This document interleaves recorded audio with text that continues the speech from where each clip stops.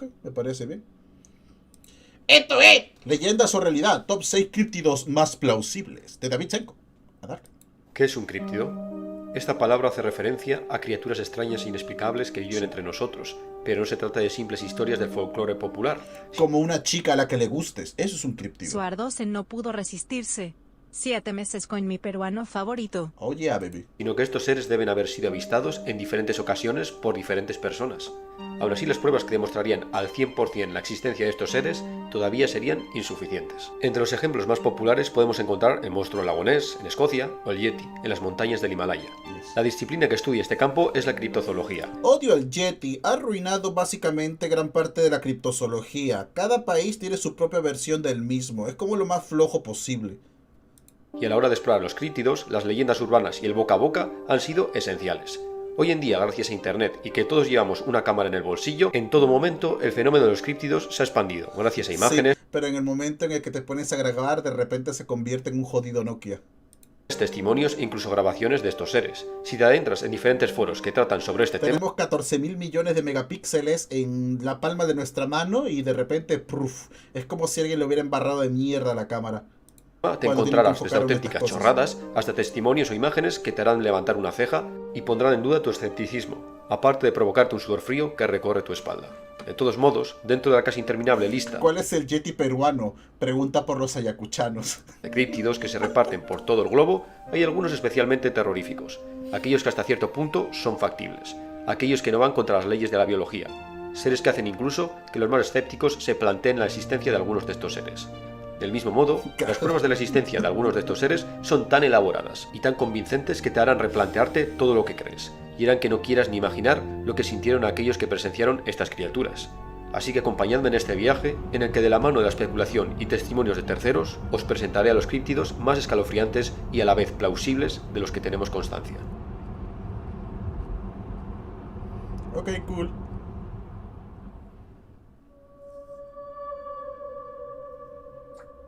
El océano siempre ha generado una mezcla de fascinación y respeto en nosotros. La inmensidad del gran azul nos hace sentir pequeños, y el estar flotando en mitad de esta nada con un abismo negro bajo tus pies hace sentirse a más de uno totalmente indefensos y expectantes de que algo salga de esta negrura para agarrarles. Es por ello que también se han generado toda clase de mitos y leyendas acerca de los seres desconocidos que moran en este Allí vive Cthulhu.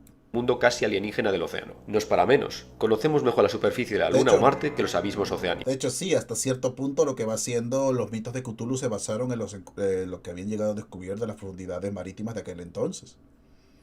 De esas criaturas tan raras y tan jodidamente diferentes a nosotros que parecían alienígenas, pero seguían siendo parte de nosotros. Es un entorno tan hostil y misterioso que las exploraciones de estas oscuras zonas marítimas son muy limitadas, por lo que nuestra capacidad de descubrir nuevas especies en este entorno es muy reducido. Pero aún así, cada poco se descubren nuevos seres que habitan los abismos, y los animales que encontramos parecen sacados de una auténtica pesadilla. No cuesta imaginar a los antiguos marineros descubriendo un extraño animal atrapado en las redes y creando todo tipo de leyendas sobre los terroríficos seres de las profundidades. Entre todos estos mitos y leyendas que se han ido transmitiendo a lo largo de los siglos, hay uno que ha encogido especialmente el corazón de los marineros, mientras miraban la negrura del mar de noche, asomándose por la borda de sus embarcaciones. Damas y caballeros, os presento al críptido marino más famoso, seguramente uno de los más aterradores, el pulpo colosal, el kraken. Marineros de todas las épocas en el Atlántico afirman haber visto a este ser gigante. Juraría que había una leyenda que decía que lo que vieron A ver, de donde surgió el mito de la sirena no eran los manatíes, que suele ser lo más aceptado, sino de que un grupo de marineros vieron a un simio que por alguna razón habría intentado ponerse a nadar y estaba siendo atacado por un pescado, por lo que cuando lo recogieron parecía que tenía la parte de arriba de una persona y la parte de abajo de un pez, porque el pez lo tenía comido desde la cintura. Y pues de allí salió el mito de la sirena. Con tentáculos que atacaba embarcaciones. Este críptido era especialmente famoso en el Atlántico Norte, donde los marineros noruegos afirmaban que si los peces estaban demasiado inquietos debían tener cuidado, ya que el kraken estaba al acecho. De hecho, la palabra kraken es de origen nórdico. Según muchos biólogos marinos, lo más probable es que los marineros de épocas anteriores fuesen testigos de calamares gigantes, especialmente teniendo en cuenta las palabras diablo rojo que algunos marineros dejaban en sus testimonios. Sabemos que estos calamares gigantes de más de 14 metros sí existen. hemos encontrado cuerpos varados en diferentes playas alrededor del mundo. Tengo entendido que existen incluso más grandes que esos, ¿verdad? Que están los calamares gigantes y luego están los calamares colosales, que son como 3 veces más grandes que esas porquerías. Y otra prueba irrefutable son las grandes cicatrices de batalla que muchos cachalotes presentan, causadas por los picos y las ventosas llenas de garfios afilados de los calamares gigantes. Pero calamares de tamaños capaces de hundir barcos todavía no hemos encontrado. Aún así, el océano guarda bien sus secretos. Debido a lo poco que conocemos del abismo, no sería imposible pensar que en estas profundidades mueran gigantes que superan los 30 metros. Las leyes físicas del agua permiten a los organismos marinos alcanzar tamaños gigantescos, y sobre todo teniendo en cuenta que los calamares son invertebrados de cuerpos blandos, y no están atados a las limitaciones de los vertebrados, o de los invertebrados con exoesqueleto, a la hora de tener un plan corporal eficiente. Es decir, que puede que en el pasado no muy lejano algunos marineros fuesen testigos de uno de estos titanes que emergió a la superficie por motivos desconocidos, una visión que dejaría pesadillas implantadas en el psique de cualquier marinero. 5. El críptido plausible que nos encontramos aquí no es contemporáneo, no es un ser que puede vivir entre nosotros, sino una criatura que fue documentada de una forma tan exacta, con tantos testimonios, pruebas de gente conocida de la época e incluso víctimas, que es casi imposible negar la existencia de este ser que aterrorizó Francia en el siglo XVIII. La bestia de Gévaudan es uno de los mayores misterios de la criptozoología. La región homónima de Francia, en el año 1760. Leo, te recomiendo top 10 seres mexicanos que debería conocer. 64 estaba siendo terrorizada que salen a la superficie son adolescentes. Por una bestia de aspecto canino.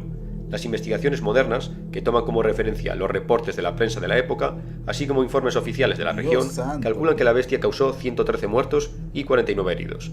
Las víctimas eran encontradas con los cuellos arrancados de cuajo, algunas incluso sin cabeza. Las teorías que tratan de dar explicación a este ser van desde mencionar que se trataba de una manada de lobos que atacaban en diferentes puntos de la región a un asesino serial.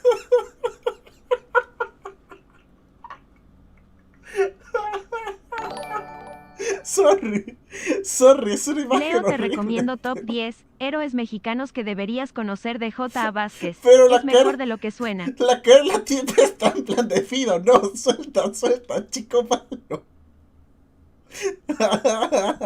Ni está con cara de mamá, escucho agua. Princesa.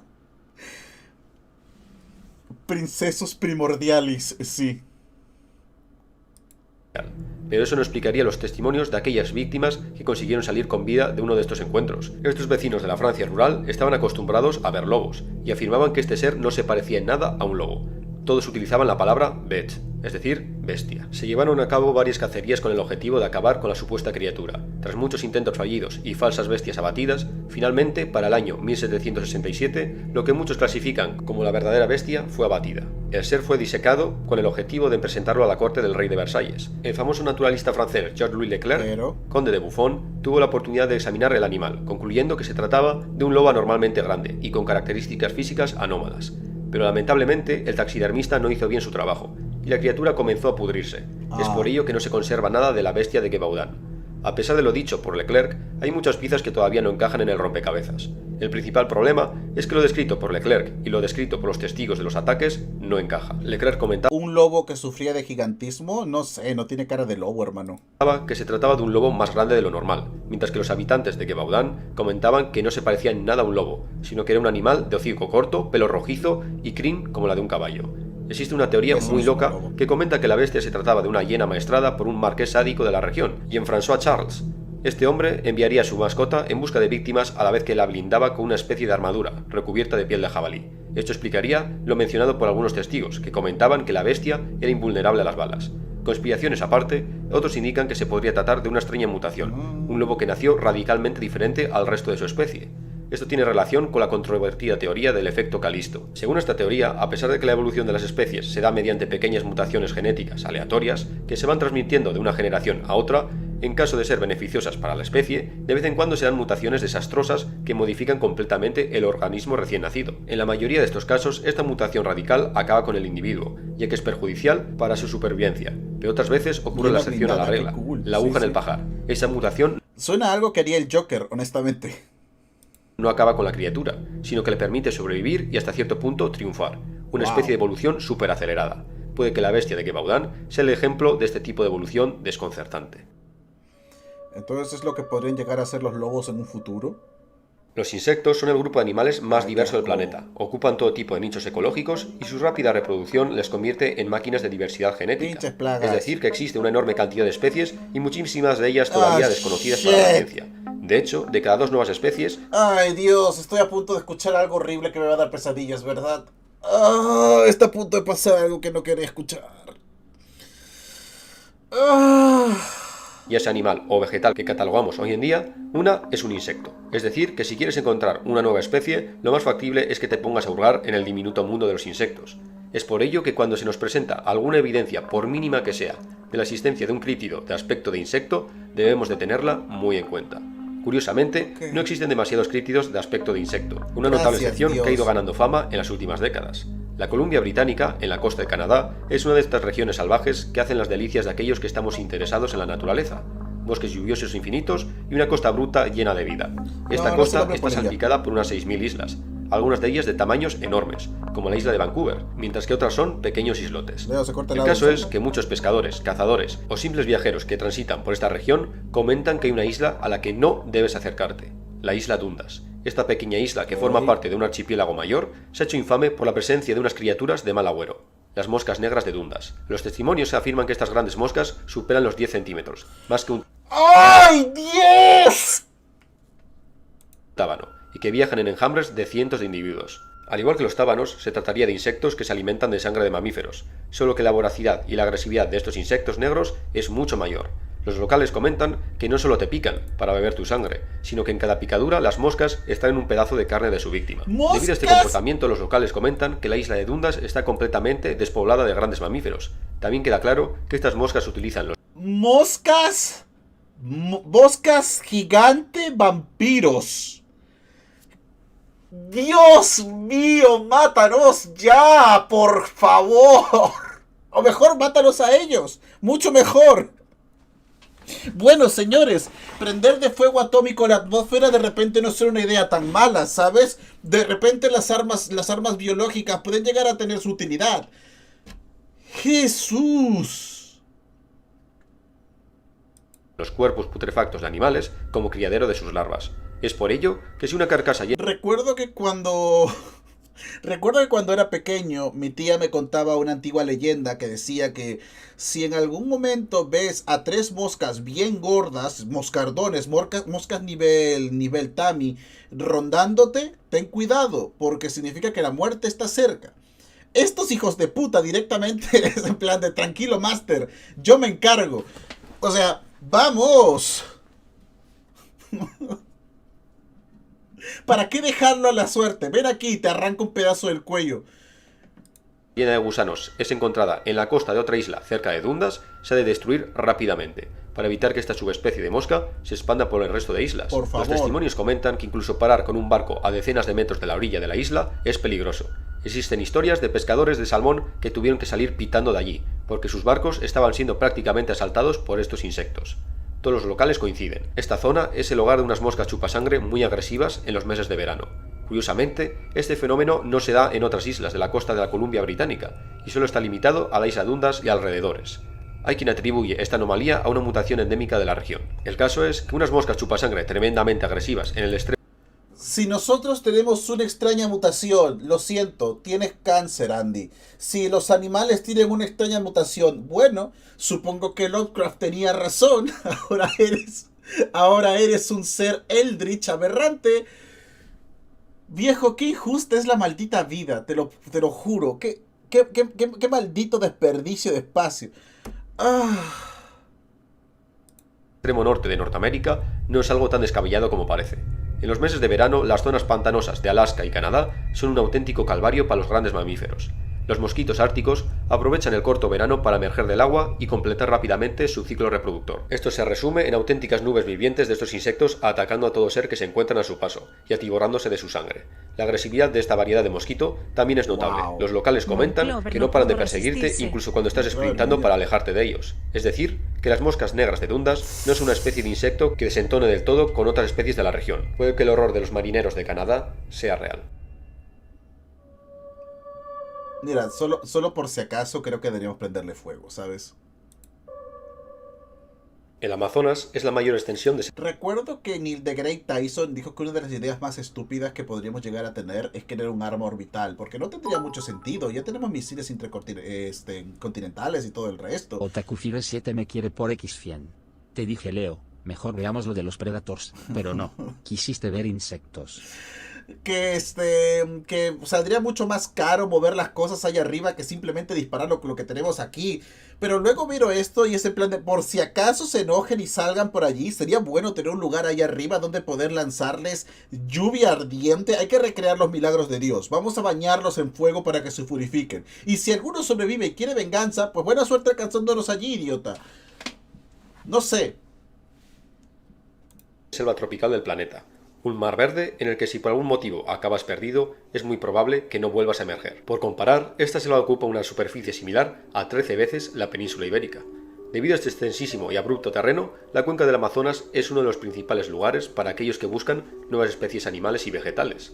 De hecho, una gran parte de este terreno todavía está inexplorado. Cada vez que una nueva expedición consigue, aunque sea arañar lo más profundo del Amazonas, siempre hay reportes de nuevas especies. Oh no, nuestro patio.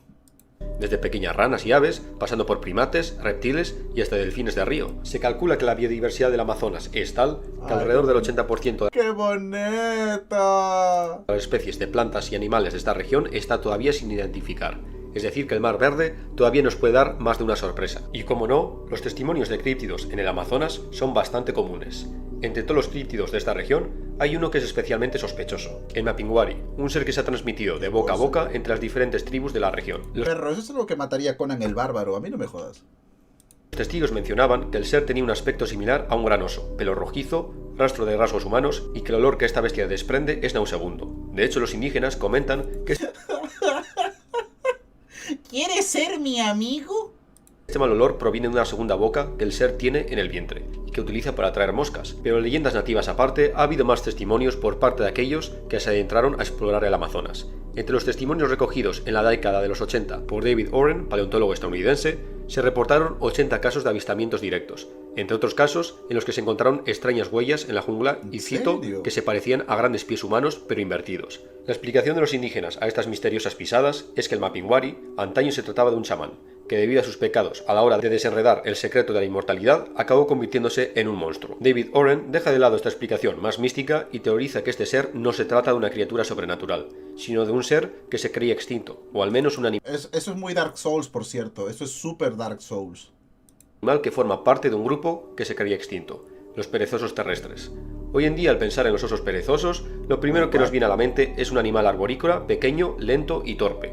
Pero a lo largo del Cenozoico, los perezosos eran un grupo de animales mucho más diverso que el par de especies arborícolas actuales. Desde hace unos 25 millones de años, estos animales se comenzaron a diversificar y ocupar diferentes nichos ecológicos, con hasta 80 especies diferentes clasificadas. Incluso había algunos, como Thalassocnus, de hace 5 millones de años, que se trataba de un perezoso marino de las costas de Perú y Chile. Algunas de estas especies se extinguieron hace relativamente poco, como el Megatherium, un perezoso terrestre gigante que se extinguió hace unos 10.000 años, seguramente debido a la presión de la caza de los primeros humanos, combinado con el cambio climático del fin de la edad de hielo. Aunque hay pruebas de que algunos grupos pudieron haber sobrevivido hasta hace apenas 5.000 años en algunas regiones aisladas del continente americano. Leo tu ancestro.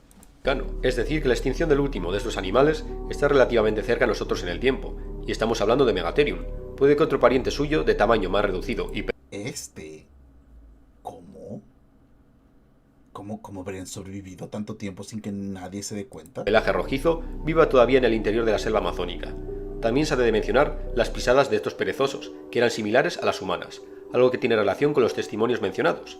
Y David Oren comenta que la supuesta boca en el vientre que despide mal olor en realidad podría tratarse de una glándula. Por mi parte también he de decir que muchos de los perezosos terrestres más grandes excavaban gigantescos túneles de hasta 600 metros de profundidad de las montañas de Brasil, como muestran las grandes grutas de origen artificial con las paredes repletas de marcas de garras que se han descubierto en los estados de Río Grande del Sur y Santa Catarina. Es decir, que puede que una de las pruebas más fehacientes que demuestren la existencia de este críptido del Amazonas sea que algún día se encuentren madrigueras gigantes en el interior de la jungla. Pues sería bastante guapo si eso llegara a existir, ¿sabes? Tremenda expansión que recibiríamos. Los pastores y nómadas de Mongolia cuentan historias de un ser que habita los desiertos del país, una criatura que llegó por primera vez a los oídos de los occidentales tras varias expediciones en la zona del desierto del Gobi en los años 20. Los exploradores catalogaban todo lo que podían de esta región aislada del planeta. Comenzaron a reportar extraños testimonios que se repetían una y otra vez, por todo el país sin apenas variaciones. Los locales advertían de la existencia de una criatura muy peligrosa que ¿Cuánto pagarías por cazarlos? Yo me comería uno. mora en lo profundo del desierto del Gobi, un animal que se menciona desde tiempos inmemoriales en la cultura mongola, el gusano de sangre, también conocido como gusano de la muerte mongol. No se trataría de un animal excesivamente grande, aunque los testimonios mencionan que podría superar el metro de longitud. Sí, hermano, de todos los animales críptidos que existían en ese lugar, era el que menos ganas tenía de que fuera cierto. Es literalmente un gusano capaz de comerse una persona hasta cierto punto. Dune, sí, es literalmente Dune. Su aspecto es grueso y de color rojizo intenso. Los mongoles mencionaban que a primera vista sería muy similar a un intestino de vaca recién extraído, y debido a la falta de ojos es muy difícil saber cuál de los extremos del animal es la parte delantera y cuál la trasera. Pero lo de que verdad asustaba a los mongoles no era su repulsivo aspecto larval, sino las capacidades de este animal. Aquellos nómadas que se adentraban en el desierto profundo comentaban que el gusano poseía una mordedura que, a falta de una mejor traducción, describían como ácida, que quemaba y deshacía la carne. Esto puede hacer referencia, más que a un ácido, a un veneno necrótico, similar al de algunas especies de serpiente como la víbora del jabón, que disuelve el tejido alrededor de la mordedura, creando una terrible necrosis. También mencionaban que el gusano de la muerte no se arrastra o repta como una serpiente o una lombriz, sino que nada a través de las dunas, como un pez en el agua, y que debido a ello se debe tener mucho cuidado a la hora de transitar por las zonas arenosas del desierto. También existen testimonios que hacían mención a la capacidad de realizar descargas eléctricas de este animal, utilizando la fricción de su cuerpo con la arena para generar estática y utilizando las arenas del Gobi como un conductor de corriente, dando como resultado un área de peligro de electrocución de unos 3 metros alrededor del gusano. De todos modos, y a pesar de estas peligrosas habilidades, los nómadas mencionaban que no es un animal especialmente agresivo. ¡Mírala, Jesús! ¡Es su perrito! Contra los humanos, y que actúa más como un carroñero del desierto. Existen testimonios sobre cómo cadáveres de cabras o camellos en el desierto estaban cubiertos de gusanos retorciéndose y girando sobre sí mismos, alimentándose del cuerpo. A pesar de todas estas anécdotas de los mongoles y las diferentes expediciones llevadas a cabo en el desierto del Gobi, no existe ninguna prueba fotográfica que demuestre la existencia de esta criatura. Aún así, existen varias teorías que tratan de dar una explicación lógica a esta criatura, dando a entender que la presencia de un gusano en un desierto es imposible, ya que los gusanos necesitan humedad ambiental para mantener su piel mojada. Es algo imposible en el Gobi. Así que la comunidad científica señaló que lo más probable es que se tratase de un reptil. Expediciones soviéticas de los años 80 llegaron a la conclusión de que probablemente se tratase de una especie de boa de arena, es decir, una serpiente. Otras explicaciones más recientes y que tienen más relación con el aspecto físico que mencionan los mongoles concluyen que podría tratarse de una especie desconocida de anfisbenio gigante, un grupo de reptiles que son también conocidos como lagartos topo y que han evolucionado convergentemente con el plan corporal de las lombrices, dándoles este aspecto de gusano escamoso. Debido a su modo de vida exclusivamente subterráneo, vaya idiota, primero pierde sus brazos, luego sus piernas y ahora su piel. Este animal es portador de unos ojos diminutos, casi imperceptibles, lo que también hace que se parezca más a un invertebrado que a un reptil. Estos animales poseen una gran variedad de colores brillantes, porque una especie de color rojo intenso no es muy descabellado. Pero hay quienes opinan que no se trata de nada de lo anterior mencionado, sino de una especie completamente desconocida para la ciencia, y que la falta de avistamientos es debido al extraño ciclo de vida de este animal, que hibernaría bajo tierra por largas temporadas, décadas incluso, y que solo emergería en los momentos apropiados para reproducirse. Si permitís que exponga una teoría de cosecha propia, puede que el gusano de la muerte de Mongolia en realidad se trate de un anfibio. Existen anfibios de aspecto lombriz que tienen una vida subterránea, como las cecilias. Del mismo modo, muchos de estos animales de aspecto curioso son portadores de una mordedura tóxica, y muchas subespecies de cecilias tienen colores iridiscentes. El problema radica en que los anfibios deben mantener su piel húmeda para respirar a través de ella, por lo que, de ser este el caso, el gusano de la muerte debería mantenerse en lo profundo de la tierra del desierto, donde todavía se mantiene la humedad, durante largas temporadas y solo emerger o bien por la noche o cuando ocurren las escasas lluvias del desierto, algo que ya hacen algunos anfibios, como las adorables ranas de lluvia, que viven en los desiertos del África Occidental. Del mismo modo, estas largas temporadas de mantenerse oculto en el subsuelo no es del todo descabellado si tenemos en cuenta que algunos anfibios, como el proteo, pueden pasar hasta 10 años sin probar bocado.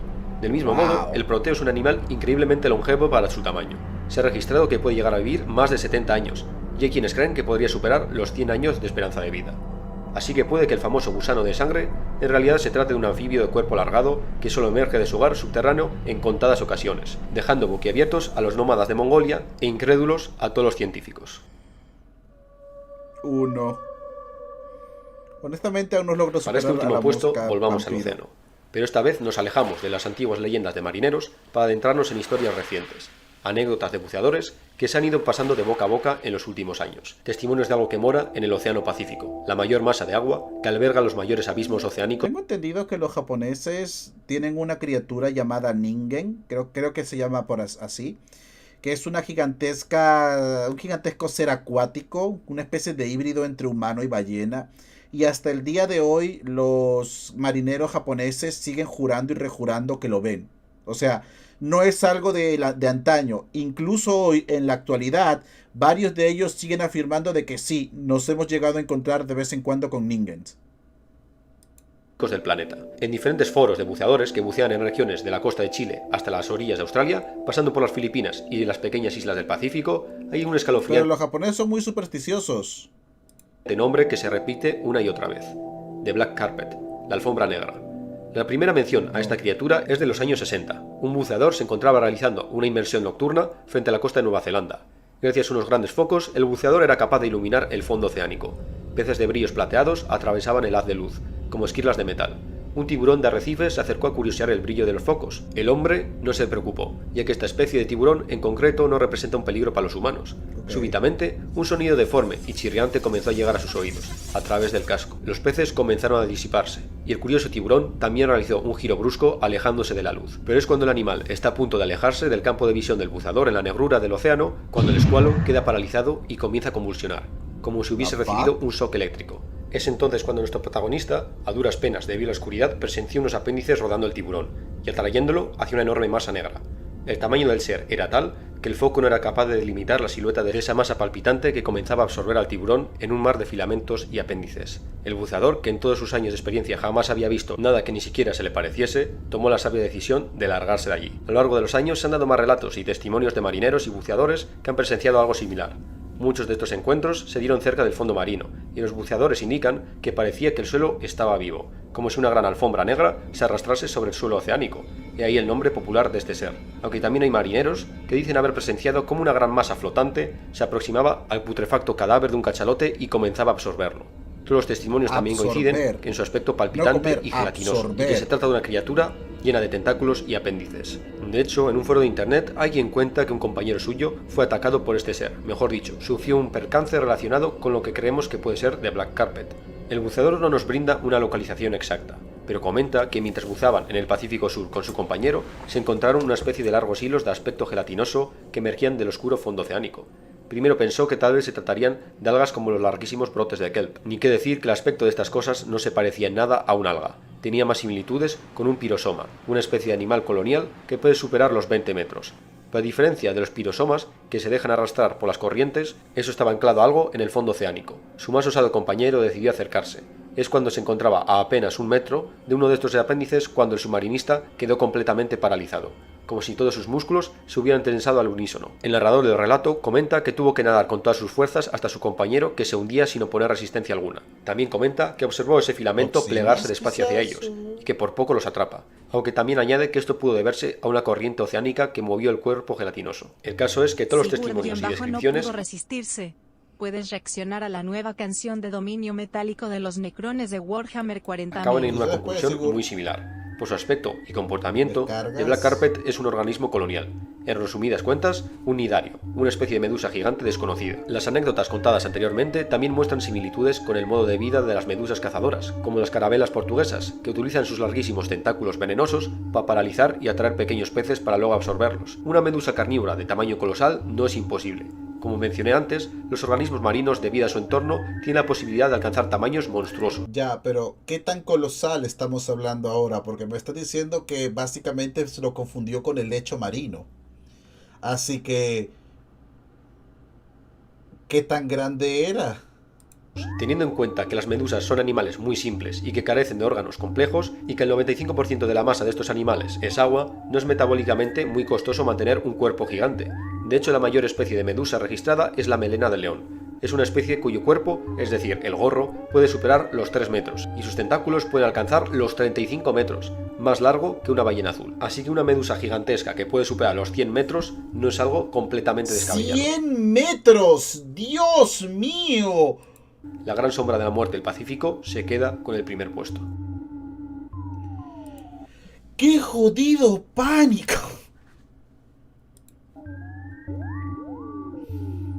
Uf. Bueno, esto no lo voy a resumir porque realmente no agregué absolutamente nada, ni siquiera chiste nada por el estilo, así que... Uf. Dios. Axel 020701 me quiere por X. Vamos a morir, sí, A vamos mí a un morir. creepydo que me gusta es el Awifold. Se dice que era un animal con cuerpo de coyote y una mano con cola, que vivía en lagos y su sonido era muy parecido a un llanto de, y vivía en los lagos de los aztecas, y que los españoles también lo vieron que sí te acercaba. Te llevaban y no te volvían a ver. Ah, como 150 metros. Carajo. Ok, sí es grande. Jesús bendito. Va, moscas vampiros van a ir por ti, Leo. Fuck you. Ah, ah.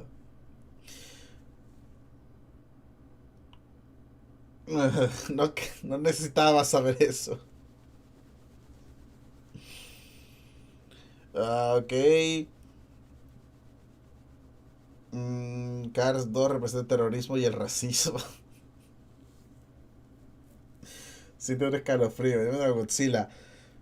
De repente un lagarto gigante que escupe plasma ya no se escucha como algo tan malo o descabellado.